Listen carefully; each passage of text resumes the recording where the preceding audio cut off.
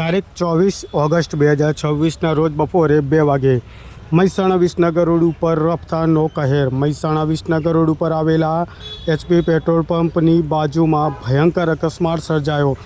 Mahindra Bolero four wheeler અને Activa વચ્ચે સર્જાયો અકસ્માત. મહેસાણાની બાજુમાં આવેલા ગઢા ગામના વતની હોવાનું જાણવા મળ્યું છે.